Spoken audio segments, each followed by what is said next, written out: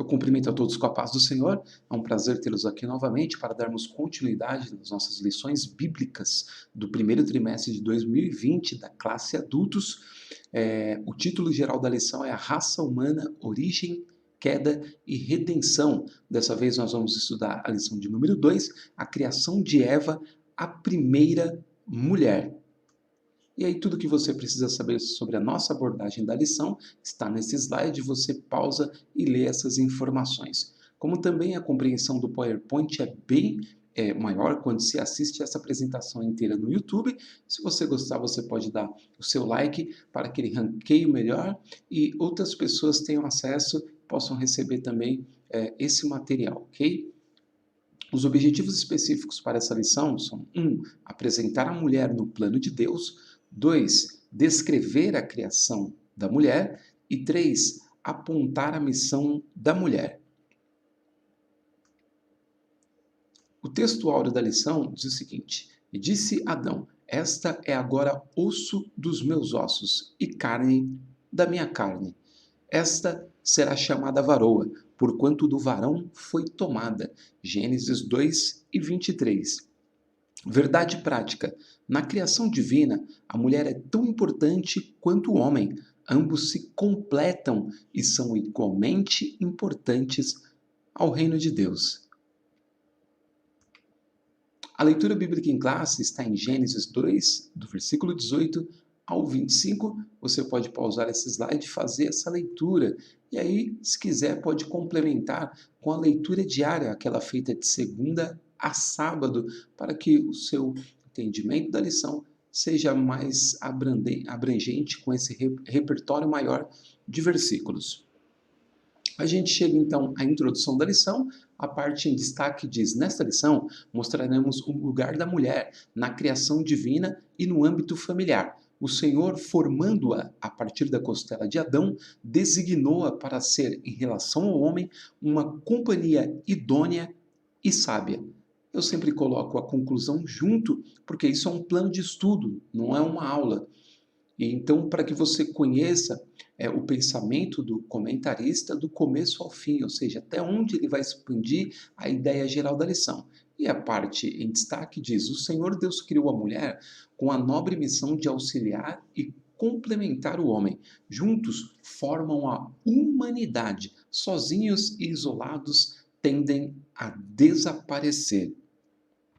A gente chega então ao nosso slide que apresenta toda a estrutura da lição. No tópico 1 nós teremos a mulher no plano de Deus, no 2 a criação da mulher e no 3 a missão da mulher. No primeiro nós falaremos sobre a mulher já estava nos planos de Deus, depois a decisão de formar a mulher e terceiro a mulher, uma pessoa necessária. No tópico 2 nós teremos a primeira anestesia, a primeira cirurgia e, por último, a primeira engenharia genética.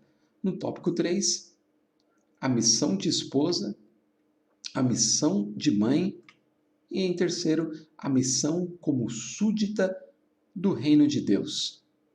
E aí, você tendo essa estrutura já sendo colocada num único slide, você tem uma aceleração no seu processo de assimilação da lição, porque você consegue fazer um mapa mental onde você tem a lição como um todo. Isso te ajuda a compreender melhor cada ponto. E aí, a sugestão de gestão do tempo em aula para os professores é de 25 minutos no primeiro tópico, 20 no segundo e 25 no terceiro. Eu sempre faço isso como forma de auxiliar os professores, de modo que os alunos que fazem o estudo da lição durante a semana, o estudo inteiro da lição, ficam muito contentes quando os principais pontos dela são tratados pelo professor. Quando a gestão do tempo em aula, é possível falar um pouquinho de cada tópico, conhecendo a sala, conhecendo a necessidade dos alunos, e aí se aborda aquilo que é de mais importante para eles. Fica aí esta sugestão. A gente passa então para o primeiro tópico. A mulher já estava nos planos de Deus, a decisão de formar a mulher, e mulher, uma pessoa necessária. Primeiro, a gente tem uma pequena introdução ao ponto 1 e diz o seguinte: a criação de Eva não foi um ato improvisado de Deus para contornar a solidão do homem. A mulher sempre esteve nos planos divinos. Sendo ela, pois, uma pessoa necessária, o Senhor decidiu racionalmente criá-la a partir de Adão. Então a mulher já estava nos planos de Deus, a parte em destaque, sem esta ou sem aquele, a humanidade seria impossível. E aí eu juntei o ponto 3, preste bem atenção, o ponto 3, não o ponto 2, eu juntei a esse ponto 1, por quê? Porque eles se completam, diz assim a parte selecionada. Portanto, há entre ambos os sexos harmonia e perfeita completude. Então, o primeiro diz a mulher já estava nos planos de Deus, e o terceiro, a mulher é uma pessoa necessária. Se completam, são equivalentes. Ao combinar esses dois pontos, a sua reflexão se torna mais proveitosa, pois eles se completam, você ganha tempo e agiliza a sua reflexão. Aí sim, a gente passa para o ponto 2, a decisão de formar a mulher, parte selecionada. A formação de Eva foi um ato muito particular de amor e bondade de Deus Pai para com o homem. Não é bom que o homem esteja só. Far-lhe-ei uma adjutora que esteja como diante dele. Gênesis 2:18. E aqui eu trago um auxílio da Bíblia de Estudo MacArthur, justamente, que corresponde a esse Gênesis 2:18. Você pausa, faz a sua leitura. Se achar necessário, você que é professor, use na sua aula, ok? A gente assim fecha o primeiro tópico, vai para o segundo, que vai falar sobre a criação da mulher, a primeira anestesia, a primeira cirurgia, a primeira engenharia genética. Então, a gente tem mais uma vez uma pequena introdução ao ponto. Ele diz o seguinte: a formação da mulher foi um ato mais elaborado e complexo do que a criação do homem, pois envolveu o uso de uma anestesia natural, um procedimento cirúrgico. E aí tem a primeira anestesia, a gente tem o texto do ponto 1, o que eu fiz aqui foi colocar o ponto 2 junto, porque eles se completam, aquilo que está dito na introdução aos pontos, serve de base para aquilo que você vai ler nessas duas partes, ok? E aí, o que eu trago de auxílio aqui é algo para pensar. Você pode usar esses dois pontos para refletir sobre o fato de que a habilidade de um médico está presente em Deus em estado puro, pleno, perfeito. Isso vale para todas as habilidades presentes na experiência humana. Por quê? Porque se Deus fez aquela primeira cirurgia, deu aquela primeira anestesia e demonstrou uma habilidade que nós conhecemos na experiência humana, essa habilidade em Deus ela é pura, ela é plena, ela é perfeita. Então, tudo aquilo que nós temos como dons e talentos para usar em favor da vida humana, em favor do próximo e para vivermos a vida neste mundo, está presente em Deus de forma perfeita, de forma plena, de forma pura. Louvado seja o nome santo do Senhor.